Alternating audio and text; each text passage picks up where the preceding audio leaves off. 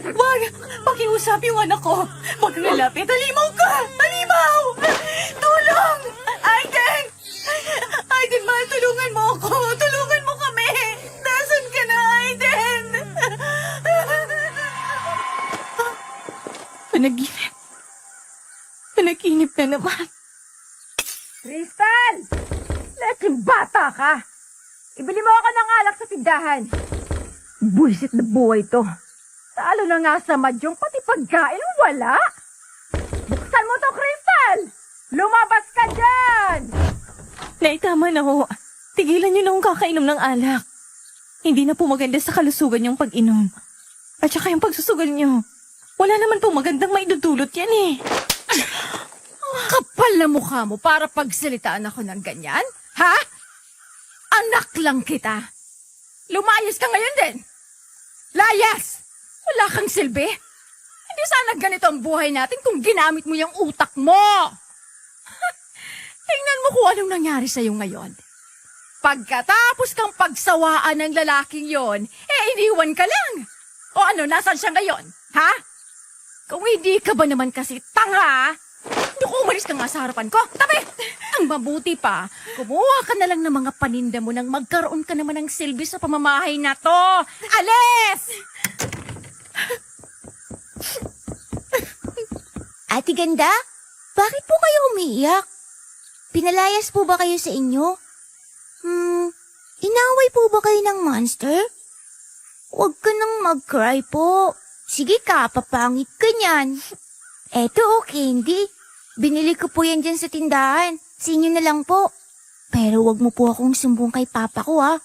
Bawal po kasi ako niyan eh. Sisira daw po ang ipin ko. Kaya wag ka na pong iyak ha. Hug pa po kita.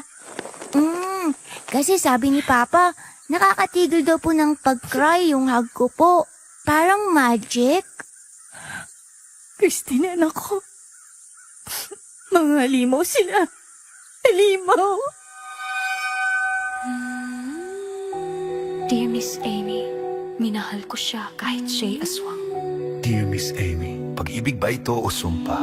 Dear Miss Amy, natatakot ako sa kanyang lihim. Ito ang aswang love story. Dear Miss Amy. Kapag muling pinagtagpo ang dalawang pusong pinaglayo, babalik pa kaya ang pag-ibig na nawala? Isang mayaman, isang mahirap. Pinagtagpo, pero tila hindi itinadhana. Nagmahal sila sa maling panahon, pinaghiwalay ng mundong hindi para sa kanila. Ngunit paano kung isa sa kanila ang handa ng lumaban at sumugal sa pag-ibig na naudlot? Kaya pa kaya nilang maibalik ang dating nawala? At harapin ang isang nakakatakot, malagim at masakit na katotohanang siyang naging dahilan ng kanilang pagkasira. Kung ikaw ang tatanungin ko, anong gagawin mo kapag bumalik ang taong minsan naging mundo mo? Tatanggapin mo ba siya ulit? Naniniwala ba kayo sa second chance? Na love is sweeter the second time around? Sige nga, i-comment niyo po sa ibaba, babasahin ko po yan. Isang mapagpalang araw sa inyo, Miss Amy. Itago niyo na lang po ako sa pangalang Miguel. Bago lang po ako dito sa inyong channel. Kamakailan ko lang po ito nadiskubre at sobrang natuwa ako sa mga kwentong napapakinggan ko dito. Simula po noon, naging silent listener niyo na ako, Miss Amy. Lalo na nang marinig ko mga kwento tungkol sa mga mayayamang amo.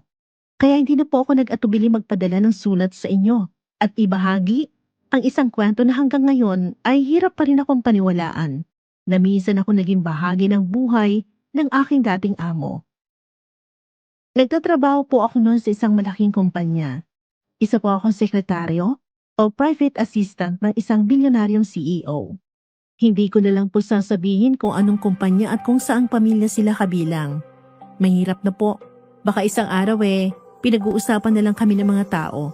Lalo na't malaking pamilyang involved sa kwentong ibabahagi ko sa inyo. Hindi ko po ito sariling karanasan, Miss Amy, kundi kwento ng amo ko na tatawagin niyo na lang sa pangalang Aiden. Napakabait ng amo ko, Miss Amy, kaya nagtagal din talaga ako sa trabaho ko. Itinuturing niya kasi kaming parang pamilya. Pero bago ko naging amo si Sir Aiden, sa kanyang ama muna ako unang nanilbihan. Ngunit nung magkasakit ito, na siyang naging sanhi ng kanyang pagpanaw, si Sir Aidan na ang pumalit sa kanyang pwesto bilang CEO. Fresh graduate pa lang siya nun sa kolehiyo, Miss Amy. Maraming hindi naniwala sa kakayahan niya na kaya niyang pamunuan ang kumpanyang iniwan sa kanya. Kaya ginawa niyang lahat para patunayan ang sarili niya hanggang sa tuluyan niyang makamit ang respeto ng lahat. Sa ilang taon kong paninilbihan kay Sir Aidan, nasaksihan ko kung paano siya makitungo sa mga tao. Hanggang sa isang araw, tumating ang isang simpleng babae sa buhay niya na tunay niyang minahal. Pero sa hindi inaasahang pangyayari, nagkahiwalay silang dalawa. At ang paghihiwalay na yun ay isa sa mga bagay na hanggang ngayon hindi ko pa rin lubos mapaniwalaan. Gusto niyo bang malaman kung anong nangyari at paano nagsimula ang lahat? Tara na at sabay-sabay nating alamin. Pero bago yon, gusto ko lang pong sabihin, ikikwento ko ito sa point of view ng amo ko si Sir Aidan ha, para mas maintindihan niyo ang daloy at takbo ng kwentong ibabahagi ko sa inyo.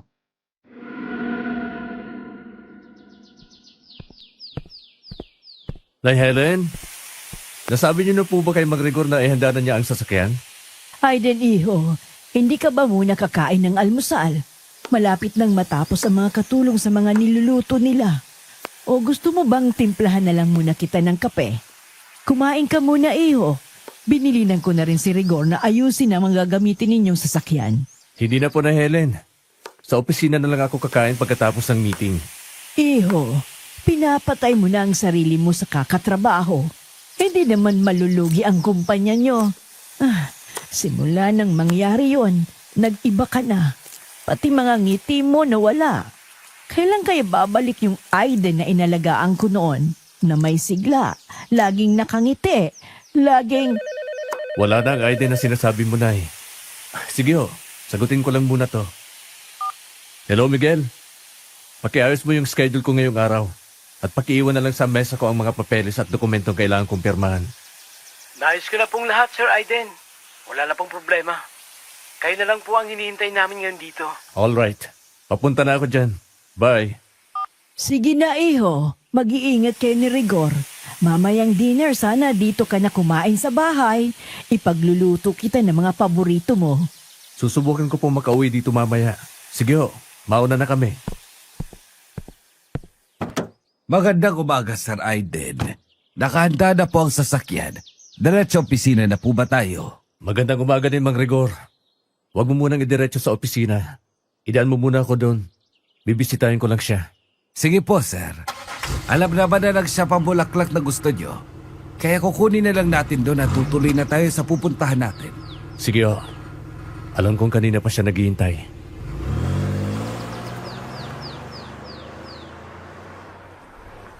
Narito na ho tayo, sir. Tara na ho at sasamahan ko na kayo. Hindi pa kaya siya nagsasawa sa mga bulaklak na dala ko palagi sa kanya, MacGregor? Nako, sa tingin ko po hindi naman. At saka po, maganda po ang bulaklak na puting rosas, lalo na galing sa inyo. Sana nga. At sana din marinig ko siya magreklamo na nagsasawa na siya. Sana narito ka rin, mahal. Hindi ko na kasi alam kung paano ba mabuhay ng masaya. Narinig mo ba ako? Kung nailigtas ko lang sana sila noon, MacGregor. Hindi sana naging ganito ang buhay ko. Sana masaya akong kasama ang mag-ina ko. Siguro ho, sir, punong-puno rin ng sigla at buhay ang mansyon nyo. At siguradong sasama at mangungulit yan sa inyo sa opisina. Hindi po siguro mawawala ang Aiden na nakilala namin at masasaksihan namin kung paano po kayo maging isang mapagmahal na ama sa anak nyo. I'm sorry, anak. Naging mahina si Daddy at sana balang araw mapatawad rin ako ng mami mo. Halos 7 taon na ang lumipas, Miss Amy. Simula nang mangyari ang bagay na yon sa buhay ko. Kung maibabalik ko lang ang panahon, hindi ko sana siya iniwan. Ang babaeng pinakamamahal ko. Sana naging mas matapang ako. Sana hindi ako naging duwag at nilabanan ko sila. Pero noong mga panahong yung kasi, Miss Amy, wala pa akong sapat na kakayahan para ipagtanggol ko siya. Sila ng anak namin na nasa sinapupunan niya. Kaya mas pinili kong lumayo. Sumunod. para mailigtas ko ang nanganganib niyang buhay dahil yun lang ang nakita kong paraan noon para hindi nila siya patayin. Ngunit sa paglayo kong yon, kasabay din nun ang unti-unti kong pagkawasak. Hindi ko na makilala kung sino at ano pa ba ako. Para na lang ako nabubuhay para sa kanila, sa mga tao sa paligid ko at hindi na para sa sarili ko. Pagkarating namin sa kumpanyang ipinamana sa akin ni Papa, agad akong binati ng gwardya at mga empleyado ko. Kung dati ay nginitian ko sila at binabati pabalik, ngayon, ni isang sulyap o tingin ay hindi ko na maibigay. Hindi ko alam, Miss Amy, kung maibabalik ko pa ba ang dating ako. Good morning, Sir Aiden. Nais ko na po ngayong araw ang meeting nyo kay Don Roman at sa iba pa nating investors. The meeting will start at 15 minutes, sir. May gusto pa po kayong ipagawa bago tayo mag-umpisa? Pag-order mo ako ng pagkain after the meeting. Ed Miguel, not the usual. Yes, sir. Hahanap pa po ako ng iba. At tara na ho. Naghihintay na po sila sa loob ng boardroom. Alden, iho. Mabuti naman at narito ka na. Ang layo na talaga ng narating mo. Hindi ko akalain na malalampasan mo ang pamamalakad ng papa mo dito sa kumpanya. Kumpanyang pinag-interesan nyo rin noon. Dahil sa bagito lang ako ay akala mo ay hindi ko kayang patakbuhin ng iniwan sa akin ni Papa. Napagmamayari ko na ngayon. Hindi naman sa ganun, iho. Gusto lang kitang tulungan. At saka, alam ko naman na kaya mo. Kaya nga, hindi rin ako nagkamali sa'yo na ipakasal ang aking anak. Noon pa man ay napag-usapan na namin ng mga magulang mo ang tungkol sa bagay na yon. Hindi na kayo bumabata ni Minerva. Siguro naman, it's about time for the partnership and the merging of our company. Papa, Aiden, I'm so sorry, nalate ako ng bahagya. Meron pa kasi akong pinuntahang ibang appointment. It's okay, anak. Hindi pa naman nagsisimula ang meeting. Ganun ba? Kumusta naman ang future husband ko? Namiss kita, Aiden. Sa tuwing nagayaya akong lumabas tayo, palagi ka nalang busy. Kailan ka ba magkakaroon ng time para sa akin, ah? Malapit na tayo ikasal, Aiden. Huwag mong sabihin na pati sa preparation ng kasal natin, hindi mo ako mapagbibigyan. Ayan, nag-demand na sa'yo ang anak ko, Hayden. Kailangan nyo ng quality time ni Minerva. Simula noong ikaw na ang naging CEO ng kumpanya ay pati si Minerva ay kinalimutan mo na.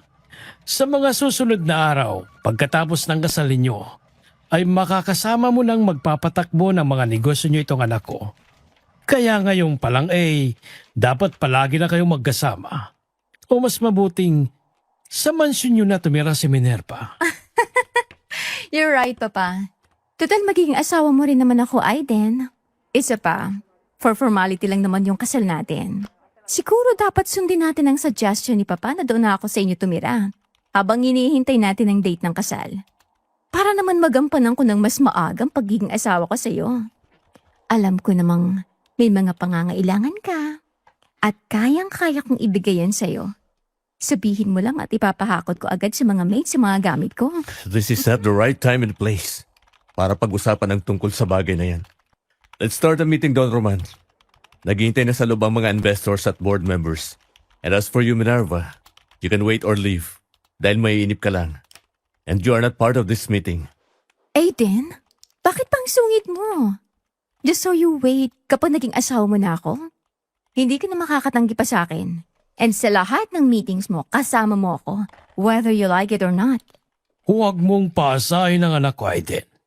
Alam mo kung anong kaya kong gawin. Hindi ako magdadalawang isip na gawin ulit yun sa kanya. At sisiguraduhin ko nang sa susunod ay hindi siya makakaligtas pa. Galit at pagkamuhi. Yan ang nararamdaman ko ng mga oras na yan, Miss Amy, sa demonyong kaharap ko ngayon. Dahil sa kanya na walang anak ko at ang babaeng pinakamamahal ko. Simula pa nung bata pa kami ni Minerva, dahil business partners ng mga ama namin, pilit na niya ako ipinagkakasundo sa anak niya. Pagtungtong ko ng high school, sinabi na sa akin ni Papa na bago ako mag-college, ay magkakaroon na kami ng early engagement ni Minerva. Isang bagay na mahigpit kong tinutulan. Galit na galit si Don Roman noon dahil hindi natuloy ang engagement naming dalawa ng anak niya. Pagkatapos ng kolehiyo, fresh graduate pa lang ako noon, Miss Ami. Sa mga panahong yon, pabalik-balik na sa ibang bansa si mama at papa para magpagamot. Pero hindi rin nagtagal, hindi na kinaya ng katawan ni papa at iniwan niya kami. Si mama naman, hindi kinaya ang pagkawala ni papa. Nalugmok si mama sa matinding depresyon. Hanggang sa sumunod na rin siya. Masakit, Miss Ami, na maiwan ako mag-isa. Walang karamay, walang masasandalan. Munti ko pang maiwala ang negosyong ipinundar ng mga magulang ko. Wala pa akong sapat na kakayahan noon para patakbuhin yon. Pero kinaya ko, pinaghirapan ko, pinag-aralan kong lahat. Kahit marami nag-aabang sa pagbagsak ko, lalo na si Don Roman. At sa gitna ng lahat ng yon, nakilala ko siya. Ang babaeng nagpatibok ng puso ko. Nalaman yun ni Don Roman at lalo siyang nagalit. Wala pa noon si Minerva dahil nasa ibang bansa pa ito at kasalukuyan nag-aaral sa kolehiyo. Kaya wala siyang nagawa para paghiwalayin kami. Akala ko, titigil na si Don Roman. Pero nagkamali ako, Miss Ami. Dahil doon nagsimula ang pinakamasakit na bangungot sa buhay ko. Buntis ng babaeng mahal ko noon at manganganak na. Kailangan ko siyang puntahan sa probinsya nila dahil yon ang napag-usapan namin na doon niya gustong isilang ang anak namin. Pero hindi ako nakarating dahil dinukot ako. Pinadukot ako ni Don Roman. Binantaan niya ako at mas masakit pa noon. May pinakita siyang video sa akin. Isang video kung paano binangga ng sasakyan ang babaeng mahal ko. Namatay ang anak namin sa sinapupunan niya at agaw buhay naman ito. Wala akong nagawa, Miss Ami. Gusto ko silang labanan pero wala pa akong lakas. Wala pa akong kapangyarihan. Marami siyang koneksyon samantalang ako nagsisimula pa lang. Nang malaman ko nakaligtas ang babaeng mahal ko habang bihag pa rin ako, nakipagkasundo siya sa akin. Kapag hindi ko siya nilayuan, papatayin niya ito. Kaya naging sunod-sunuran ako. Kahit masakit, kahit kapalit nun ang pagkasira ko sa babaeng mahal ko, pumayag ako para sa kaligtasan niya. Mahal ko siya, Miss Ami. Mahal na mahal ko siya. Kung yun lang ang tanging paraan para mailayo siya sa kapahamakan, handa ako makipagkasundo sa demonyo. Ginugol ko ang oras ko sa pag-aaral sa negosyo namin. Hinanda akong sarili ko para maging malakas. At ngayon, dumating na ang araw na napatunayan ko ng sarili ko sa kanilang lahat. At kaya ko na. Hindi ako papayag na hindi siya pagbayarin sa lahat ng ginawa niya. Makuha ko lang ang mga ebidensyang kailangan ko. Sisirain ko ang buhay ng taong sumira sa amin. Ilang taon ako naghintay para makumpleto ang lahat ng kailangan ko, Miss Abby. Halos patayin ko ang sarili ko sa trabaho at pagkakalap ng ebidensya kasamang assistant kong si Miguel noong mga panahon yon. Hindi kami tumigil hanggang sa unti-unting luminaw ang pinagpagura namin. Naghihintay na lang ako ng tamang oras para masukol ko si Don Roman. Alam kong konting panahon na lang, maipaghihiganti ko ng pamilyang dapat sanay kasama ko pa hanggang ngayon.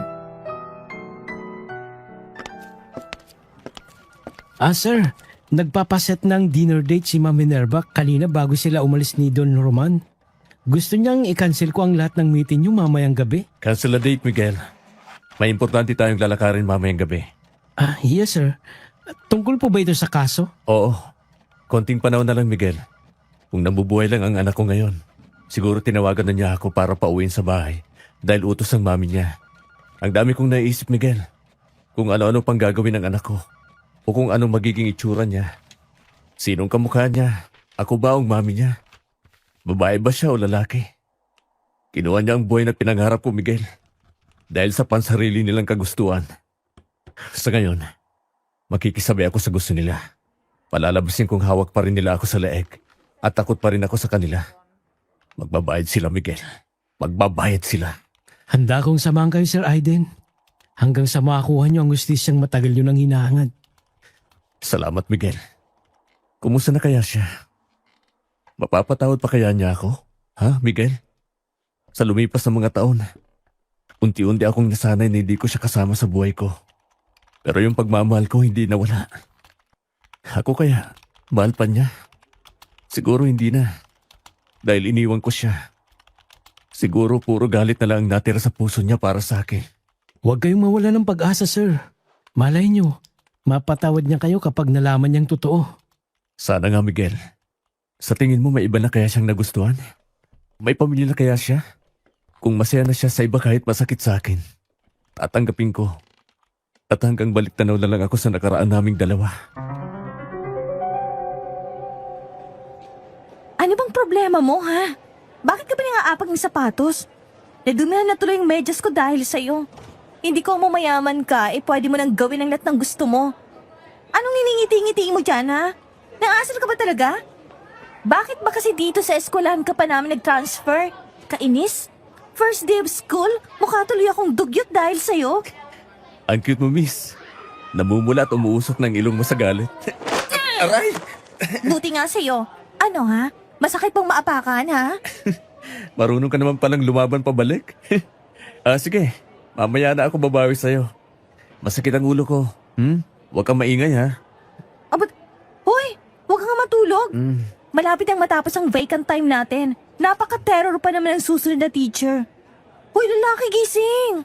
Oh, nilalagnat ka? Sandali, hihingi ako ng gamot sa klinik. Teka, anong ginagawa mo? Bitaw na.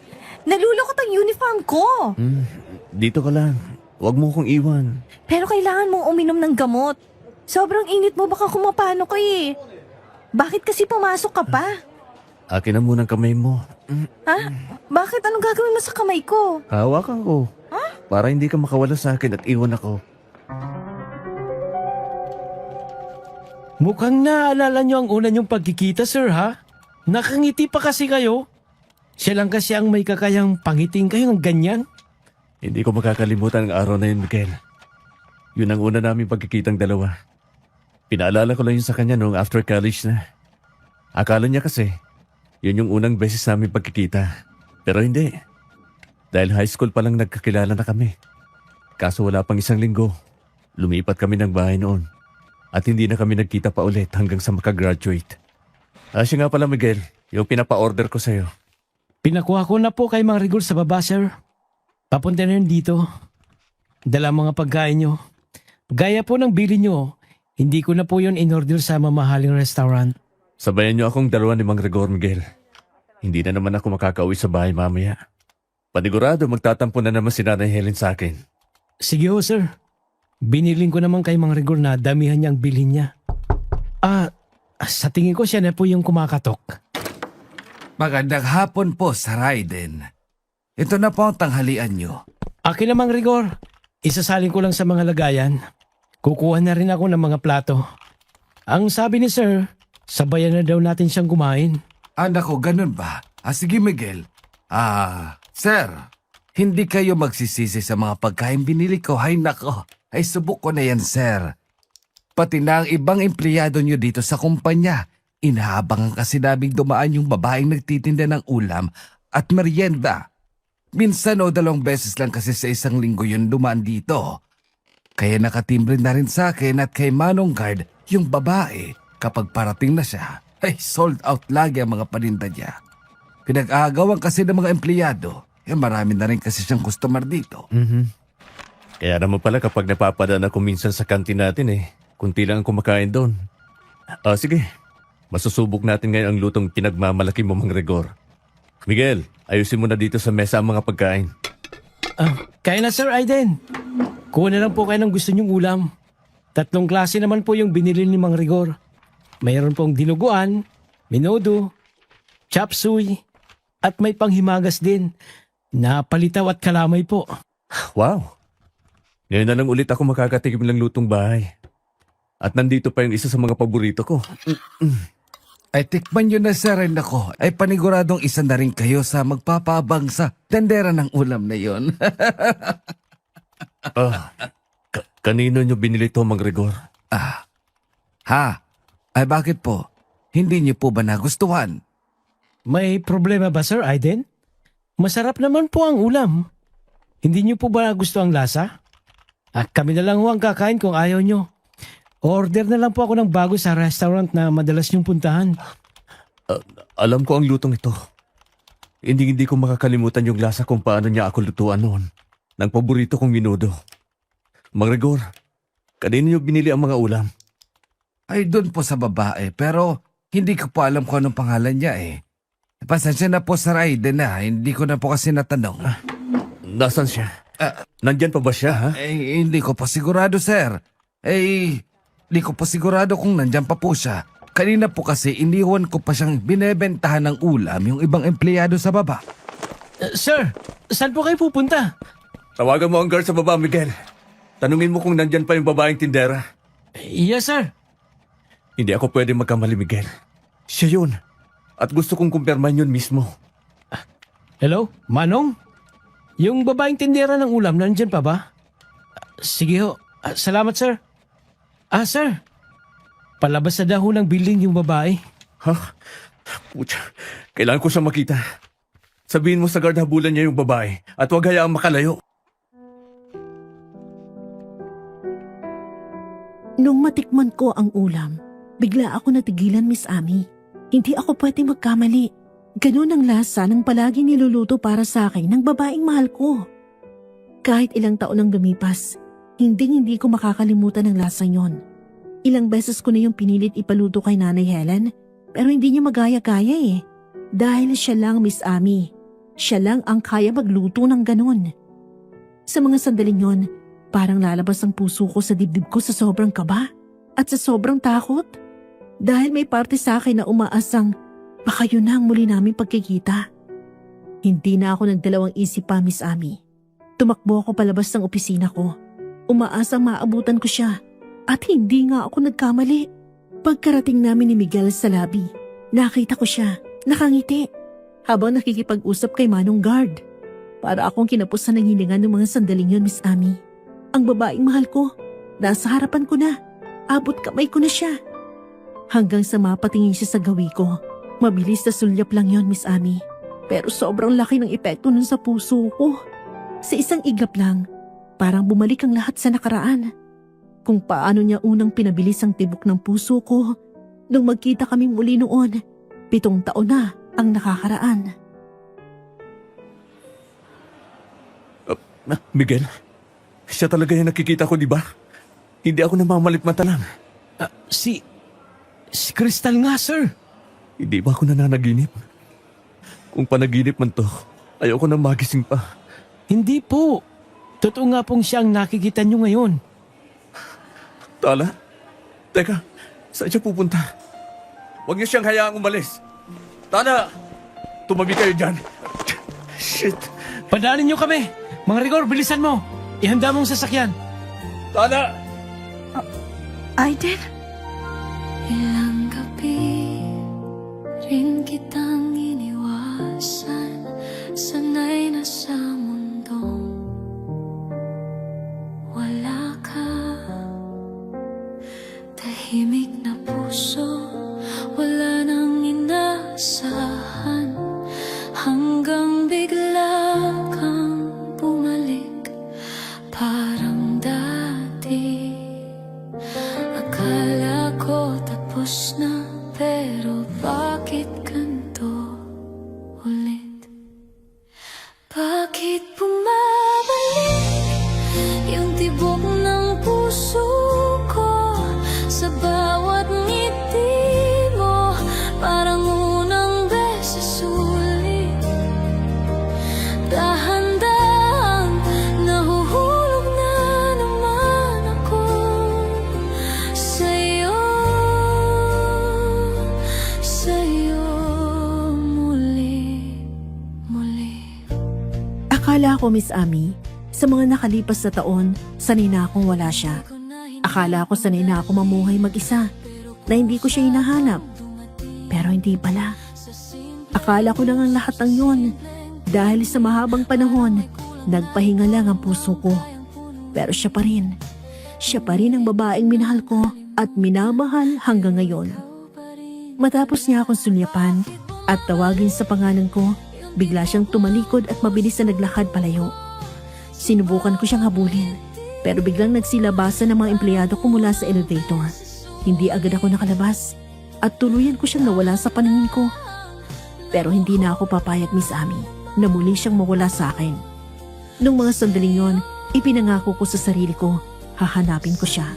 At kahit sino pang demonyong haharang sa akin, babanggain ko. Dahil sa pagkakataong ito, lalaban na ako.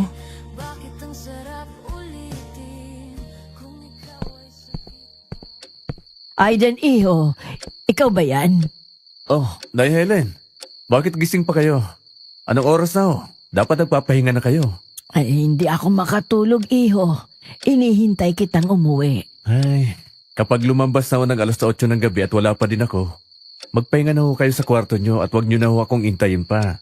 Siya, sige. Kumain ka na ba? Siya nga pala, may package na dumating kanina. Biniling ko sa ibang katulong na ihatid na lang sa'yo sa private office mo dito. Tingnan mo na lang sa itaas, iho. Baka importante yung pinadala sa'yo. Kanino ho galing, Nay? Pasensya ka na, iho. Hindi ko na natingnan kung kanino galing. Ang pangalan mo lang kasi ang nakita ko. Iniwan lang yon kasi sa labas ng gate. Nakita lang ng isang katulong nung utusan ko siyang magtapo ng basura sa labas. Sige ho, titingnan ko na lang. Pero sa susunod, hintayin nyo na lang po na ako mismo ang kumuha kung sakaling may iwan na namang package sa labas, Nay. Sige, iho. Pagbibilinan ko rin ang mga katulong. Sige po, aakit na ako. Magpahinga na po kayo. Hindi ko pa tuluyang nabubuksan ang pintuan, ay umalingasaw na sa ilong ko ang masangsang na amoy na nagmumula sa loob ng opisina ko sa mansyon, Miss Amy. Dali-dali ko yung binuksan at halos masuka ako sa amoy na sumalubong sa akin. Amoy pagkabulok, parang patay na hayop na matagal nang inaagnas. Napatingin ako sa mesa ko nang makita kong isang maliit na kahon na nakapatong doon at doon ako napahinto. May pulang likido na tumutulong mula rito. Unti-unti itong kumalat pababa sa puting marmol na ngayon nabahira na ng kulay pula. Agad ko yung nilapitan at dahan-dahan binuksan. At sa isang iglap, hindi ko na napigilang mapasuka. Isang patay na hayop ang laman nito. Naaagnas na at pinamumugaran na ng mga uod. Pero hindi yun ang pinaka nagpayanig sa akin, Miss Amy, kundi ang litrato sa loob ng kahon na nakapatong sa patay na hayop. Litrato ni Kristal, noong panahong pinagbubuntis pa niyang anak namin.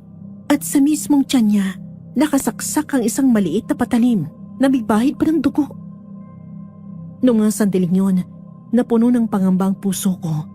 Pangamba na baka maulit na naman ang nangyari noon. Pero hindi ko na yun papayagan pang mangyari. Hindi pa ako sigurado kung sino may kagagawa nun. Pero ng mga oras na yon, may nabuo ng hinala sa isip ko. Ang hindi ko lang maintindihan ay kung paano niyang nalaman na nagkita na ulit kami ni Kristal. Matapos kong makita ang laman ng kahon at ang kalat na iniwan nito sa loob ng opisina ko, agad ko yung itinapon at nilinis ang lahat. Hindi ko na inabala pa ang mga kasama ko sa mansyon, lalo na si Nanay Helen. Ayoko madamay pa sila at matakot sa madadatnan nila. Pagkatapos noon, pumasok na ako sa kwarto ko para maligo. Pero kahit sa loob ng banyo, Miss Amy, hindi pa rin ako tinantanan ng pagbabanta at pananakot ang kung sino mang demonyo gumawa. May nakasulat sa salamin, gamit ang pulang likido. Wala yung amoy, kaya sigurado ko hindi yung dugo. Pero nang mabasa ko mensahe, napuno agad ng galit ang puso ko. Mamili ka, buhay mo o buhay niya. Mga katagang iniwan ng salarin. Aiden, iho. Gising ka na ba? Halika na at bumaba ka na para kumain ng almusal. Hindi na ako papayag na hindi ka kumain bago ka umalis ng bahay. Ay, sige na, Helen. Susunod ako. May tatawagan lang ako. Hihintayin na lang kita sa hapag, iho. Sige ho. Hello, Miguel. Anong balita sa pinapagawa ko sa'yo kagabi? Sir, nahanap ko na po kung saan siya nangungupahan. Pero kanina nung pumunta ako doon, ang sabi ng may-ari ng paupahan, umalis na raw si Kristal. Dalang mga gamit niya.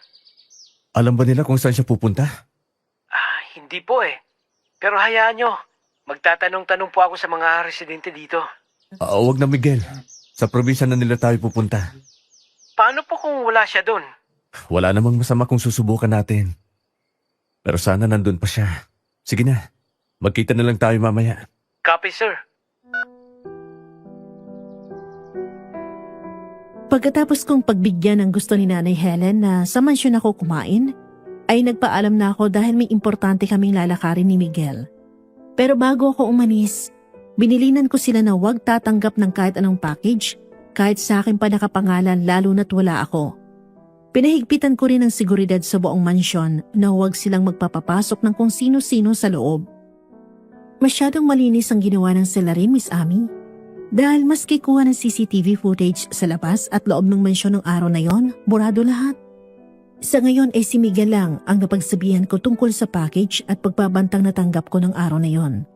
Dahil simula pa noon, siya nang tumutulong sa akin at malaking tiwala ko sa kanya. Sa mga nakalipas na taon na kasama ko si Miguel, ay napatunayan naman niya na talagang mapagkakatiwalaan siya. Nang makarating ako sa meeting place namin ni Miguel, kasama ang driver na si Mang Rigor, agad na rin kami bumiyahe para sundan si Crystal.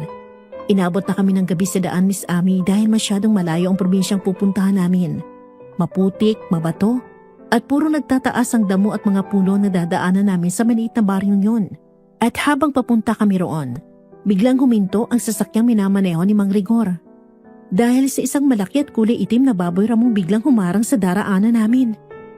Galit na galit ito. At tila handa nang sumugod sa amin. Ginapangan ako ng kaba ng mga sandaling yon. Lalo na nang makita ko na mumulang mga mata nito nakatingin diretso sa gawin namin. Pakiramdam ko tuloy, nakikita niya ako sa loob ng sasakyan kahit tinted ito. Anong nangyari? Ba't bigla kang tumigil, Mang Rigor? May bigla po kasing humarang sa atin na malaking baboy ramo, sir. Diyos ko! Totoo nga, Sir Aiden. Teka! Parang hindi yan simpleng baboy ramo lang. Lalo at gabi na. Ang sabi ng lola ko, may mga nilalang na pwedeng mag-anyong hayop. Anong ibig mong sabihin, Miguel? Maaring isa yan sa mga nilalang na yun. Teka sir, Mang Rigor, huwag mo munang paandarin sa sasakyan. May kukulin lang akong pantaboy sa bag ko. Siguradong hindi niya tayo papadanin kapag pinilit natin. Masisira lang ang sasakyan natin. Ano ang mangyan, Miguel? Dinikdik na bawang at asin. Sir, isasaboy ko ito sa baboy ramo at susunugin. Turo to sa akin ng aking lola. Ang sabi niya, mabisa raw itong pantaboy sa mga nilalang mula sa dilim. Takot sila sa bawang, sa apoy, sa asin, at dasal, lalo na ang mga aswang. Aswang ba ka mo? Narinig ko na noon ang tungkol sa kanila.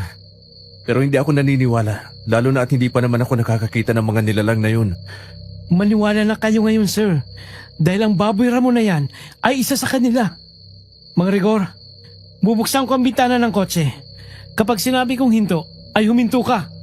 Sige, Miguel, ito na. Paandarin ko na. Hinto, Mang Rigor!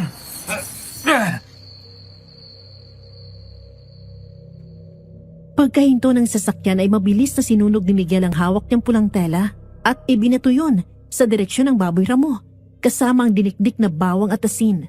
Nang matamaan ang baboy ramo, nakita ko nalapnos ang balat nito at saka ito umatungal ng napakalakas. Ilang sandali pa, nagtatakbo na ito palayo, papasok ng kakahuyan. At sa unang pagkakataon, Miss Abby, nakasaksi ako ng ganong klaseng nilalang sa buong buhay ko. Narito na tayo, sir. Grabe, inumaga na tayo. Sa mga nagdaang taon, marami nang nagbago sa lugar na to. Sir, tingnan mo sa banda doon. Kung hindi ako nagkakamali, di ba, diyang banda yung bahay nila Crystal? Pero bakit kaya bakanting lote na lang yun? Hindi kaya naligaw tayo? Hindi tayo naliligaw, Miguel. Hindi ako pwedeng magkamali. Kahit na matagal na panahon na bago ako makabalik, ay alam kong dito siya nakatira. Pero bakit kaya wala sila dito? Anong nangyari sa ibang mga kabahayan na narito? Sandali ho, dito lang kayo. Magtatanong-tanong kami ni Mang Rigor sa labas. Mang Rigor, tara, samahan mo ko. Sige po. Pagkaalis ni Miguel at Mang Rigor ay pinagmamasdan ko ang paligid. Abalang lahat ng tao. May nagwawalis ng bakuran, mga batang naglalaro sa tabi ng kalsada, at ang aga-aga pa may nakita na rin akong mga nag-iinuman sa harap ng tindahan. May mga napapatingin din sa sasakyan namin.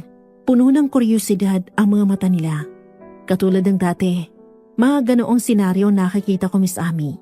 Mga nagtitinda ng pandesal at taho na madalas bilhin ni Tala noon, lalo na nung naglilihi pa siya sa anak namin.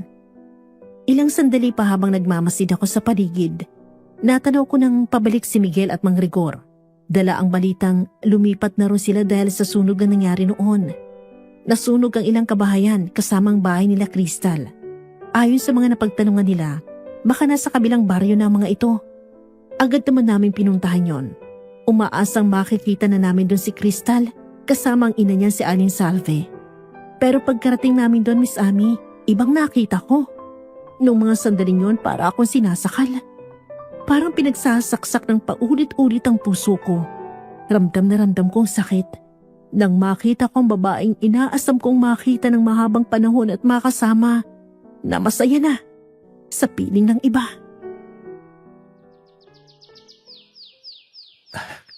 Nahuli na yata ako, Miguel. Sir, baka kakilala lang niya ang mga kasama niya. Baka kapitbahay lang po, ganon. Ang saya nilang tingnan, no? Sino kaya yung batang babaeng karga niya? At yung lalaki may hawak ng mga paninda niya? Asawa na ba yun ni Tala? At anak na nila ang batang yun? Sir Aiden? Mukha silang masayang pamilya, Miguel. May laban pa ba ako? Hindi na niya ako nahintay. Ito yung pamilyang minsan kong pinangarap. Kasama siya. Pero ngayon iba na ang kasama niyang bumuo sa pangarap na yun. Lalapitan po ba natin, sir? At saka, huwag po muna kayo mag-isip ng kung ano-ano at pangunahan ng sitwasyon. Malay mo, sir, magkaibigan lang sila. Huwag kang mag-assume, sir. Kahit na ba, ka-assume-assume naman talaga. Pero katulad nga ng sinabi ko, huwag kang... shit! Sir Aiden! Saan kayo pupunta? Ako po, mapapalaban yata sa bugbugan ng amo ko. Sir, hintay! Sandali lang ho! Huling pagkakataon ko na to, Miguel. Pinakawalan ko na siya noon, pero hindi na ngayon. Akin lang si Crystal. Kahit na gaano kasakit ang malaman ko ngayon, ay nakahanda na akong tanggapin yon. Nakahanda na rin akong hingin ang kapatawaran niya at mga hinanakit at mga sumbat niya sa akin. Dahil sa pag-iwan ko sa kanya noon. This time, ipaglalaban ko siya pati na ang nararamdaman ko. Kahit na mag-isa na lang akong lumalaban. Hindi ako susuko, Miguel. Hindi ko susukuan si Tala. Unti-unti ako lumapit sa kanila, Miss Ami. Kitang-kita ko ang saya sa mga mata niya at ang sigla sa boses niya habang nakikipag-usap siya sa bata. Parang bumalik sa harapan ko ang mga alaala. Yung lambing ng boses niya sa tuwing kinakausap niya ako noon. Yung paraan kung paano niya ako tingnan na parang ako lang ang mundo niya. Parang bigla ako nakaramdam ng panghihina. Lalo na nang mapansin niya na ako at magawin tingin niya sa akin. Sa isang iglap, nagbagong lahat. Ang kanilang lambot at sigla sa mga mata niya ay napalitan ng panlalamig. Ang ngiting matagal kong hinanap. Ang ngiting akala ko ay para sa akin pa rin ay biglang nawala. At doon ko tuluyang naramdaman, Miss Ami, na baka huli na talaga ang lahat para sa aming dalawa. Tala, sa wakas, nakita rin ulit kita. Sino ka? Pasensya na. Hindi Talang pangalan ko. Kung may kailangan ka, ipagtanong mo na lang sa iba dito. Christoph, tara na. Marami pa akong mga paninda. At saka kailangan pa nating uuwi sa bahay si Tintin. Please, pwede ba tayo mag-usap? Alam kong ikaw yan. Pakinggan mo naman ako, kahit saglit lang o kahit isang minuto lang. Hindi mo ba ako narinig? Hindi nga sabi kita kilala, ano ba? Huwag mo akong hawakan. Bitawan mo siya. Sino ka ba, ha? Bakit mo ba ginugulo si Crystal? Ikaw, sino ka ba sa buhay niya? Kakausapin ko lang naman. Bakit ka ba nakikialam? Siguro naman hindi ka bingi. Para hindi mo marinig ang sinabi ni Crystal. Papa, huwag po ikaw makikipag-away. Di ba bad yun? Pati rin po ikaw, mister. Huwag mo din silang inaaway. Lalo na si mama ganda ko. Mag-cry na naman po yan eh. Wala pa naman akong baong candy ngayon para ibigay sa kanya. Hindi. Hindi ko away ng ang mama at papa mo. Ikaw din po. Huwag kang mag-cry. Hindi kita pwede bigyan ng magic hug ko kasi stranger ka. At saka si mama ganda ko lang yun at sa papa ko po. Ganun ba? Sila ba ang mama at papa mo? Opo, sila po ang mama at papa ni Christine. Sir, tara na ho. Umalis na po tayo. Sana sa susunod. Kahit ilang minuto lang, Ma'am Crystal. Buksan mo ulit ang puso mo sa kanya. At mapagbigyan mo siyang makipag-usap sa inyo. Pakinggan mo siya. Tara na ho, sir. Umalis na tayo. Kung ito'y pagkakamali, bakit ang sarap ulitin? Kung ikaw ay sakit, bakit ikaw pa rin ang pipiliin? Hindi ko napipigilan kung saan man to papunta. Kahit masaktan ulit, sugal ko na tong pag-ibig na to. Kasi sa'yo buhay ang puso ko. At ngayon alam ko, ikaw pa rin ang tahanan ko.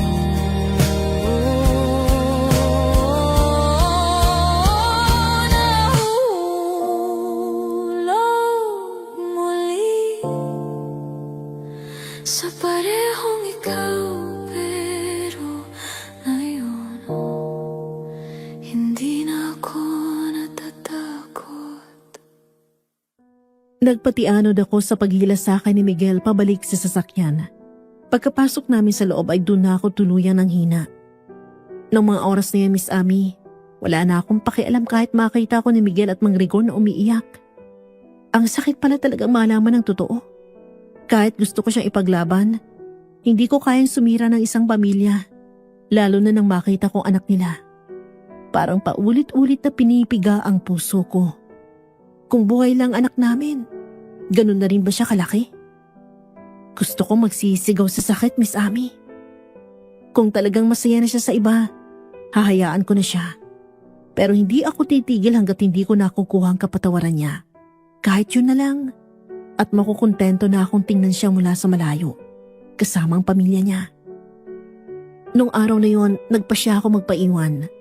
Humanap kami ng pansamantalang matutuluyan ko, pero wala nang bakante sa mga maliliit na paupahan doon. Sinabi ko sa kanila na maghihintay na lang ako sa terminal, dalang iba kong gamit. Hindi na ako babalik sa mansyon, Miss Amy. Nung una ayaw pa nilang sumunod, pero dahil akong amo nila, wala rin silang nagawa. Sinabihan ko rin sila na kung sakaling magtanong si Nanay Helen, sabihin na lang na may business trip ako at matatagalan pa bago ako makabalik. Bago sila tuluyang umalis, ginausap ko rin ng masinsinan si Miguel. Nabalikan niya ako kapag nakumpirma ko ng hinala ko at nakumpleto ng lahat ng ebidensyang kailangan ko. Sinabi ko rin sa kanya na ipagpatuloy lang niyang pinapatrabaho ko sa kanya at ilagay sa ligtas na lugar ang mga nakakalap namin laban sa mga demonyong yon. Nang makaalis na sila, bumalik ako sa palengke para hanapin si Crystal. Hindi ko alam kung ilang oras akong paikot-ikot doon. Halos malibot ko ng buong lugar kakahanap sa kanya. Hanggang sa wakas, nakita ko rin siya. Naglalakad mag-isa. Bit-bit ang isang basket na wala ng lamang paninda. Agad akong tumakbo papunta sa kinaroroonan niya at sinundan siya. Hanggang kailan mo ba ako balak sundan, ha? Hindi ka ba napapagod? Ako kasi pagod na ako, Aiden. Hanggang sa bigyan mo ako ng pagkakataong makapagpaliwanag at makahingi ng tawad sa'yo. Kung pagod ka na, ako naman ang sandalan mo, Crystal. Nandito na ako. Hindi na kita hayaang mag-isa pa. Huli ka na, Aiden. Kaya kong mabuhay nang wala ka. Bakit ka pa kasi bumalik? Ano pa bang kailangan mo sa akin? Maayos na ako eh. Bakit mo pa ako ginugulo? I'm sorry kung hindi kita napuntahan. Kayo ng anak natin. Hinintay kita. Hinintay ka namin ng anak mo. Pero hindi ka dumating. Kaya umalis ka na at bumalik kung saan ka man ang galing. Hindi pa kita kayang kausapin. Ni pagmumukha mo ayoko makita dahil sa tuwing nakikita kita, para akong paulit-ulit na pinapatay dahil sa sakit. Patawad. Patawarin mo ako. Sinubukan ko kayong punta ng anak natin, pero... Tama na! Ayoko na marinig pang mga paliwanag mo. Wala nang anak natin, Aiden. Wala na siya. At sanay na rin akong wala ka sa buhay ko. Ang sakit, Miss Amy. Napakasakit. Gusto ko man siyang hawakan at yakapin para aluin, pero wala akong magawa kundi panoorin lang siya. Dahil alam ko, kapag ginawa ko yun, mas lalo lang siya magagalit sa akin. Nang pareho na kaming kumalma, walang lingon siya naglakad palayo. Sumunod ulit ako sa kanya. Kahit ilang beses niya na akong pinagtabuyan. Hanggang sa makarating kami sa isang maliit na bahay. Pumasok siya sa loob ng kalawanging bakal na gate. Habang naiwan naman ako sa labas. Naisip ko nun, Miss Ami.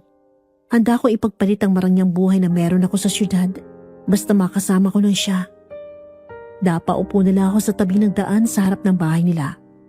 Hanggang sa makita kong batang karga niya kanina. Doon ako nagtaka.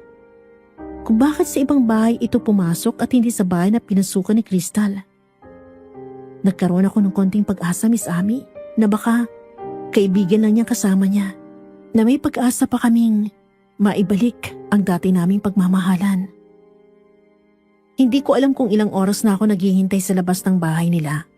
Pinagtitinginan na nga ako ng mga tao na dumadaan, miski mga kapitbahay nila, pero wala akong pakialam. At kahit ubusin pa ako ng mga lamok na kanina pa kumakagat sa akin, ayos lang. Hanggang sa naramdaman ko ang malakas na kulog at unti-unting pagpatak ng ulan. Nakalaunan lumakas. Hindi ko na ilalintana kung mabasaman ako magkasakit. Wala lang to, kumpara sa lahat ng pinagdaanan ng taong mahal ko. Kahit hindi ko pa alam kung anong lahat ng yun, Miss Ami. Alam ko naghirap din siya, kagaya ko. Nababalo ka na ba, ha? Hindi ba't sinabi ko na sa'yo na umalis ka na? Nagpakabasa ka pa talaga sa ulan. Crystal, bumalik ka. Mahal kong Tala. Cargo patuloy kita kapag may nangyaring masama sa'yo eh. Halika na, tumayo ka na dyan. At pwede ba itigil mo katatawag ng Tala sa akin? Sige, mahal. Pwede ba, Aiden? Itahimik mo yung bibig mo? Ano ba talaga? Ayaw mo ng Tala? Eh di mahal na lang. Kung ayaw mo pa din nun, asawa ko na lang. Aray. Hanggang ngayon, napaka-amaso na mo pa rin. Ang sakit mo pa rin manuntok sa tiyan. Isa pang salita mo, hahayaan na kitang mangisay dyan sa labas. Alik mo lang naman ang makakapagpatigil sa akin eh. Naririnig kita, Aiden, na isa na lang talaga. Isa lang. Gusto ko maraming kiss. Labas! Oo na po. Tatahimik na. Bakit bumabalik yung tibok ng puso ko sa bawat ngiti mo? Parang unang beses ulit, dahan-dahan nahuhulog na naman ako sa'yo, sa'yo muli, muli.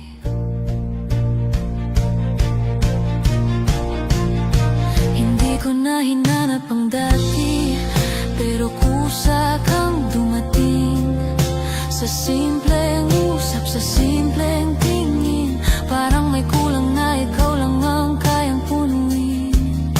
Pinilit ko nang kalimutan, pero ikaw pa rin pala. Bakit bumabalik yung tibok ng puso ko sa bawat ngiti mo?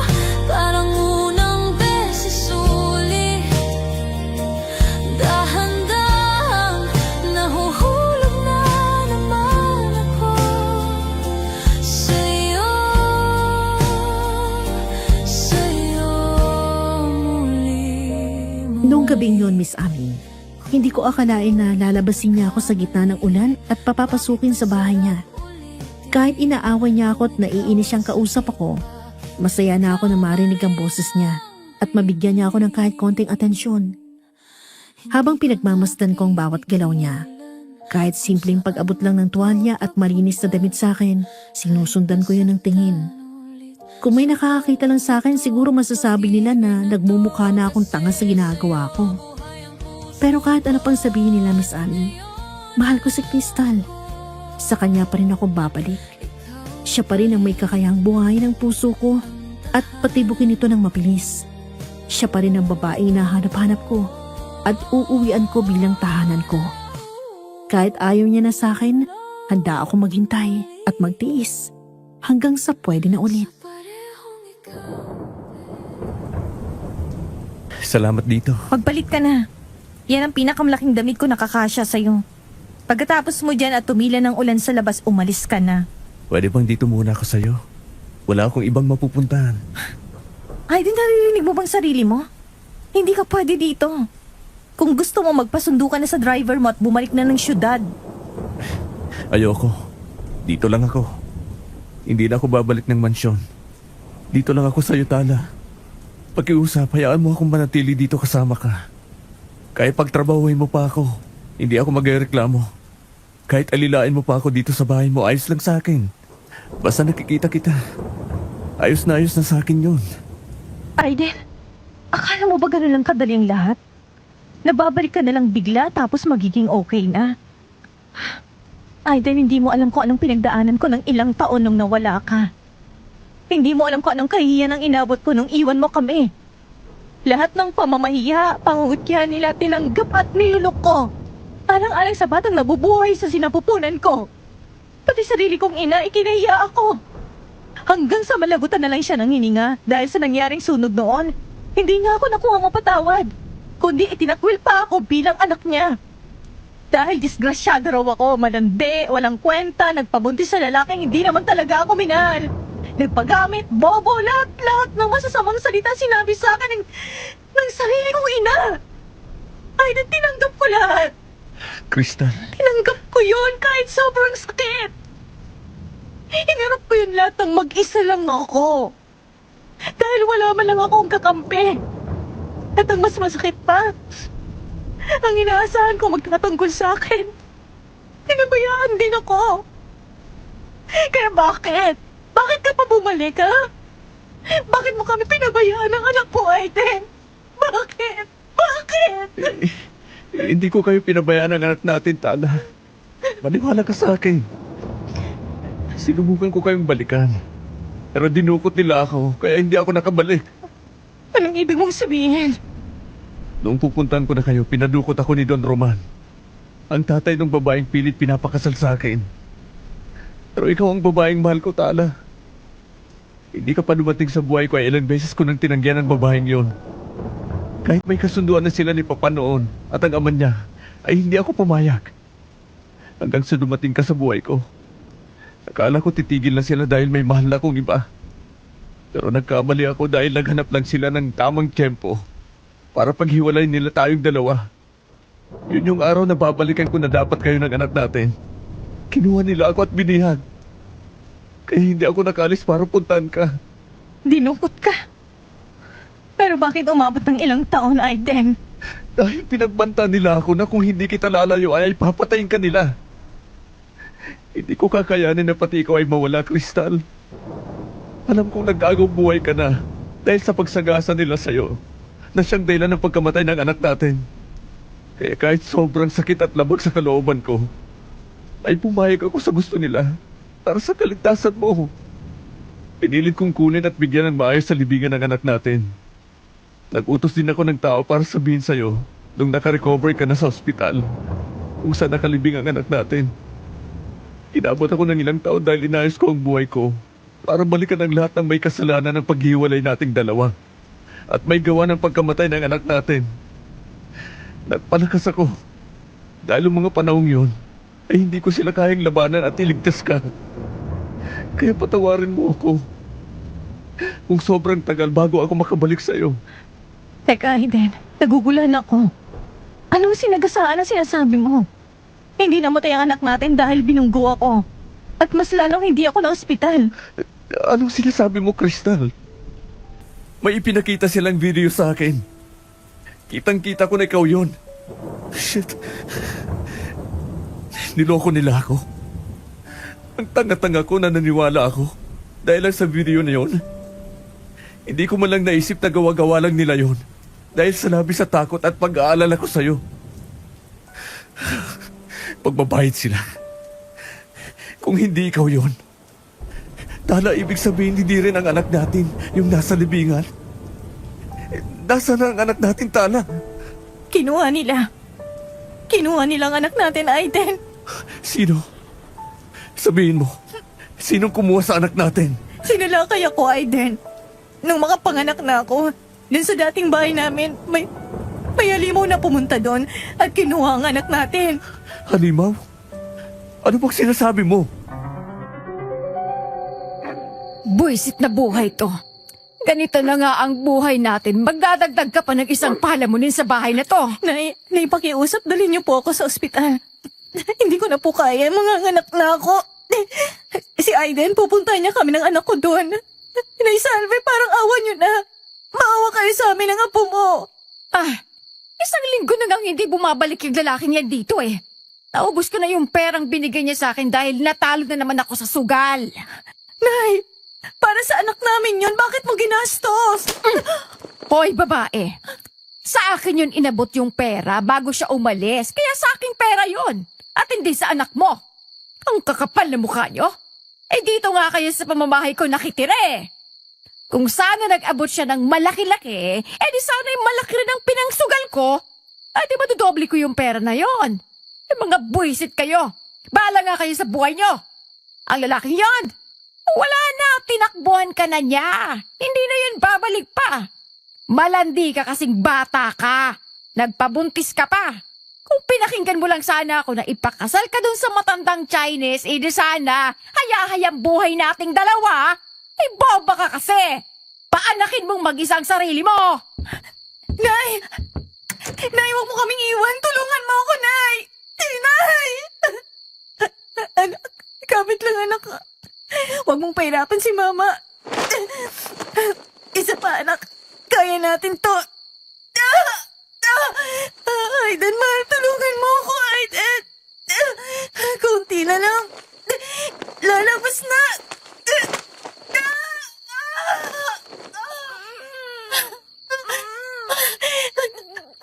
Anak ko. Anak. Hindi kayo magiging masaya. Kukunin kong bunga ng kataksilan nyo. Sa akin lang si Aiden. Diyos ko. Sino ka? Aswang! Tulong! Tulungan niyo ako! Isa kang halimaw! Huwag kang lalapit sa anak ko! Aiden! Ang sarap pa namang kainin ng isang bagong silang na sanggol.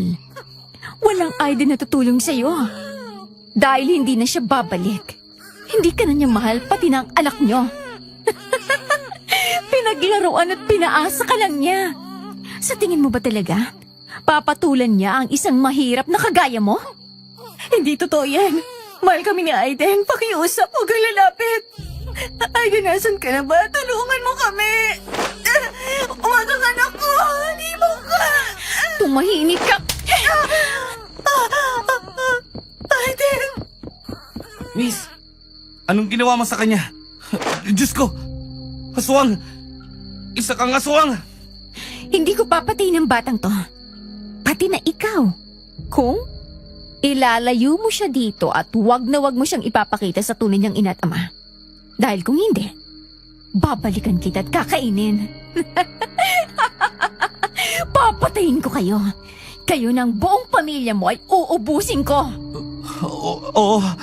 Oo, itatago ko. Itatago ko ang batang to. Tapos na ang trabaho ko dito, Papa. Umalis na tayo. Mabuti kung gano'n. Ang kailangan mo na lang ayusin ngayon ay kung paano mo mapapasunod si Aiden sa'yo, Minerva. Nanghina ako. Pero may mga boses ako naririnig sa paligid ko. May dumating, tinawag niya ang pangalan ko. Pero hindi ko alam kung sino yon. Nakarinig din ako ng atungal ng isang nakakatakot na babayra mo. At yung babaeng may napakalaking pakpak na parang katulad din sa panike. Hindi ko makakalimutan ang itsura niya. Namumulang mga mata niya. May matulis na pangil at mahabang mga kuko. Siyang kumuha sa anak natin, Aiden. Hanggang sa panaginip ko, dala-dala kong pangungot na yon. Hindi ko alam kung buhay pa bang anak natin o totoong kinain niya. Ang anak natin, ang kawawa nating anak, Aiden. Halos mabaliw ako noong mga panahong yon. Iniwan pa ako ni nanay at ayaw akong paniwalaan ng mga tao. Ang sabi nila, Nabaliw ako dahil iniwan mo ko. At itinapan ko ang anak ko dahil hindi ko siya kayang buhayin. Aiden, hindi ko yun magagawa sa sariling anak ko. Alam ko. Alam kong hindi mo magagawa yun. Patawarin mo ako kung wala ako sa tabi mo nung mga panahon yun. At kung nandun lang ako, hindi ko hayaang mangyari sa inyo ng anak natin yun. Taan, nandito na ako, mahal. Hindi na ako lalayo pa. Hindi na nila tayo mapaghihiwalay pa. Aiden, may hindi pa ako nasasabi sa'yo. Ano yun? Ano pang hindi ko alam? Bago ako tuluyang nawalan ng malay tao dahil sa malakas na pagkakasampal at sa kalsakan ng aswang na yon, may narinig akong pangalan. Minerva. Yun ang sabi ng boss ng matandang lalaking nagsalita. Ano? Nabanggit pa niyang pangalan mo, Aiden. Shit. Si Don Roman at ang anak niyang si Minerva. Sila ang punot dulo ng lahat. Hindi lang pala demonyo ang kalaban natin kundi mga halimaw. Ngayon, napagtagpi-tagpi ko na. Sila ang may pakana ng lahat ng kaguluhang to. Hindi tao mga kalaban natin, Crystal. Kailangan nating maganda. Sigurado ako sa mga oras na to. Alam na nilang nakita na tayo. Dahil bago pa kita pinuntan dito, ay pinagbantaan na nila ako. Isa na lang ang hindi ko pa nasasagot. Sinong tumutulong sa kanila? Paano nilang nalaman na nagkita na tayo? At paano nakapasok sa loob ng mansyon ko ang salarin na nag-iwan ng pananakot sa kwarto ko? Ano nang gagawin natin ngayon, Aiden? Paano natin sila kakalabanin kung mga halimaw sila? Hindi natin kaya dahil sa isang igrap lang. Alam kong kaya nila tayong patayin. At yung anak natin, hindi pa malinaw kung totoong wala na siya. Sige na. Ako nang bahala. Magpahinga ka na. Bukas na bukas tatawagan ko yung taong pinagkakatiwalaan ko na makakatulong sa atin. Pero sa ngayon, magpahinga ka na muna. Dito lang ako sa labas. Babantayin kita.